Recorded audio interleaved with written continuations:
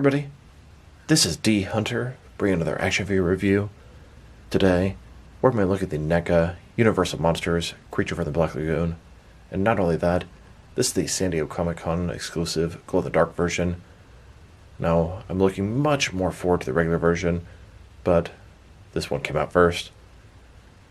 I got this from the Neca store. They had a limited window where you could pre-order some of their San Diego Comic-Con exclusive stuff, and here it is. So let's take a look at the packaging. It's on that retro sort of card. Back glows in the dark. Neca, Creature from the Black Lagoon. And then here he is. That glow-in-the-dark look, neon green paint job. Card, very flat. On the back side, you can see a checklist of a bunch of other Universal Monsters figures. And there's his barcode in case that helps anybody. So no further ado, let's open him up. Alright, now that this figure out of the package, here he is with all his accessories laid out. And that's kind of a joke, as he comes with absolutely no accessories. Some of these glow-in-the-dark Universal Monster figures at least have a display stand. I don't even care about display stands, but it's interesting, the absolute lack of anything. So this is the Creature from the Black Lagoon. He's from the 1954 black and white film. He's the main villain or monster. There were 2 sequels to that film. His most common nickname is the Gill Man. And this is the San Diego Comic-Con exclusive glow-in-the-dark version. So let's check him out. I find it interesting that we get the glow-in-the-dark version before the regular one, but a lot of people will not get this as he's only available the one time. You can see his sort of neon green glow-in-the-dark paint scheme. His face looks good, eyes are red, lips are super red. It looks kind of weird, the color scheme. I think the other one's going to be quite a bit more normal. Sculpting looks fantastic. He's got these gills and scales all over him. It does a great job of hiding the joints in the torso and the second joint in the waist. He's got webbed sort of fingers and webbed toes, good for swimming. He's got, looks like single jointed knees and single jointed elbows. Sculpt is fantastic. There's nice texturing. If you get really close there, it's probably kind of hard to see with this weird paint job. It looks like he even has 2 different points of articulation in his neck here. Overall, good looking figure. Kind of gimmicky with the glow-in-the-dark weird paint scheme. I'm really looking forward to the regular one, and I'm pretty sure they're doing a black and white one as well. And just a closer look at his face and head sculpt. The super red lips look a little weird on this glow-in-the-dark paint scheme. Like I said, the regular one is going to be a little bit better looking, but it's pretty cool to have this rare variant. Now let's check out his action feature. So this is a glow-in-the-dark figure. Glow-in-the-dark toys are a lot different than when I was a kid. When I was a kid, you would just put them in sunlight or regular household light, and they would get a charge, and then glow in the dark. Now, it seems like they charge a little bit differently. You have to use a black light to charge them up. Then they're very sort of bright glowing, and it wears off. Here's a Creature of Black Lagoon, just normal, fully lit room. Take a black light, shine it on him. You can see he rakes the black light, looks a little bit different. And here he is under the black light in a semi-lit room. And then here, under a black light in a completely dark room. Now that we've taken a pretty good look at both the figure and his lack of accessories, now let's check out his height. From bottom to the top of his head, standing at about 8.25 inches tall, which can translate to about 21 centimeters. Now let's check out his articulation. Starting with his head here, of course, it can rotate from side to side. He can look up and down about that far. Can't tilt his head from one side to the other. He looks to have articulation both at the top of the neck and the bottom of the neck. Shoulders on a ball joint, goes out more than 90 degrees. Up, down, around, all that good stuff. He's got, looks like double jointed elbows. I thought they were single jointed earlier. There's rotation both at the top and at the bottom. His wrist can rotate, and it's going to be hinged as well. In his torso, he's got ball joint, rotate around, forward and back. Another one is waist, rotate around, forward and back. Between the two, very wide range of motion in his torso area. I get a little more out of the torso than the waist joint. Legs, complete as splits, ball joints, rotation. Then go forward about that much, back not much. He's got double jointed knees. It's hidden very nicely, both the knees and the elbows. Rotation at the top, and then his ankle, forward and back, tilt rock, rotate.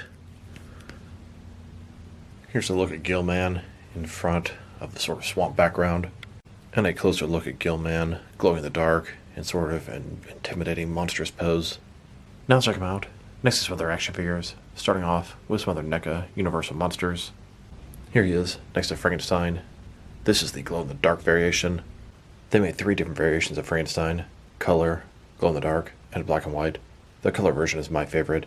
I believe Gill Man here is going to get the same treatment, all 3 variations. Then, next to the Mummy, this is the glow-in-the-dark version. They also did the same thing with the Mummy, 3 different variations. Here's the creature, next to the Wolfman. This is the glow-in-the-dark version. Wolfman also got the same treatment, 3 variations: color, glow-in-the-dark, and black and white. Here's Gill Man, next to Dracula. Dracula got 2 variations, color and black and white.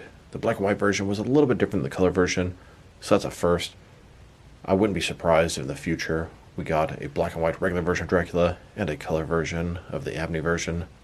Then, here he is, next to the Invisible Man. The Invisible Man only has the color variation. It wouldn't surprise me if they did a black and white version, but if they're going to do one, they probably would have already put him out. And now, next to the Bride of Frankenstein, they've released the color version, and there's a black and white version that should be coming out any day now. And the most recent NECA Universal Monsters release is the Phantom from Phantom of the Opera. Here are all of NECA's glow-in-the-dark Universal Monster figures. We have Wolfman, Gill Man, Frankenstein, and the Mummy. Now personally, I think the glow-in-the-dark are the worst of all the variations. They just don't look all that good. The paint jobs are weird. It looks like they're not going to do this treatment for most of the figures, and I'm okay with that. Here is NECA's entire Universal Monster collection so far. We have a total of 8 different monsters, and I believe the next one's coming out is going to be the regular creature from the Black Lagoon, and then Nosferatu, and I'm sure NECA has a bunch of other tricks up their sleeves. Now let's check them out. Next is some other glow-in-the-dark action figures. Now there is a big difference between a glow-in-the-dark figure and a blacklight reactive figure. Glow-in-the-dark used to be a huge gimmick back when I was a kid. Seems a little less common nowadays. Here's this NECA creature from the Black Lagoon, next to a few different Kenner Swamp Thing figures. Then, next to a glow-in-the-dark NECA alien from Alien vs. Predator. And here he is, next to a couple of NECA glow-in-the-dark big chaps from Alien 40th Anniversary Collection. And now, next to a McFarlane DC Multiverse Entertainment Earth exclusive glow-in-the-dark Batman Beyond figure. Here's the creature, next to McFarlane DC Multiverse Aquaman. I was sort of thinking Aquaman can control all sea creatures. Wouldn't be surprised if he could control Gill Man here.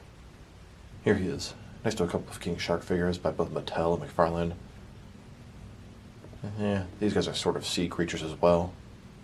Here's the creature, next to a Jazzwares Fortnite fish stick figure. These guys could be distant cousins of sorts.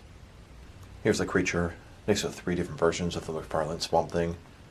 They don't have a lot in common, but they do hang out in a similar type area, swamp or lagoon. Now let's check them out, next to some action figures from different various companies, so we can see how he fits in, both scale and style-wise, in case you don't know which lines you can mix him with. Since he's a NECA figure, they're typically the 7-inch scale. I'm going to start off my comparisons with some of the large action figure lines I collect. They work way smaller. But first, let's check him out with some of his NECA brothers. In front of you are 5 different action figure lines, all from NECA Toys, all 7-inch scale. Then, next to even more NECA figures.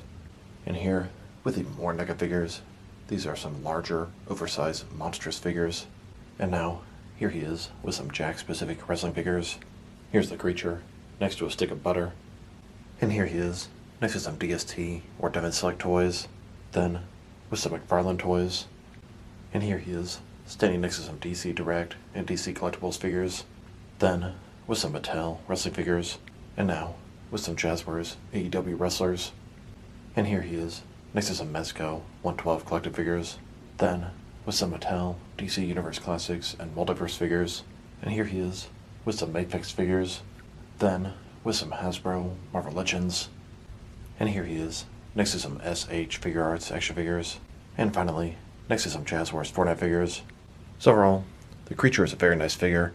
It's a good version of Gill Man, although I'm not super fond of the glow-in-the-dark paint scheme. It's just neon, it's just kind of the wrong colors, it looks weird, goofy, and wild.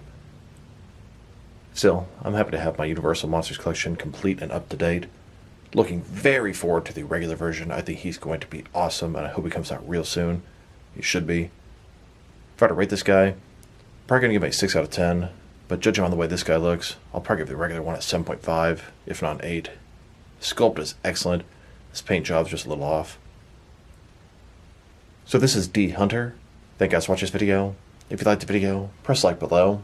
If you have anything you want to say with the video, add to the comment section. If you want to see additional action figure reviews from me, press subscribe. I do appreciate when you do that. Once again, this is D Hunter. Thank you guys for watching this video, and I will talk to you guys real soon.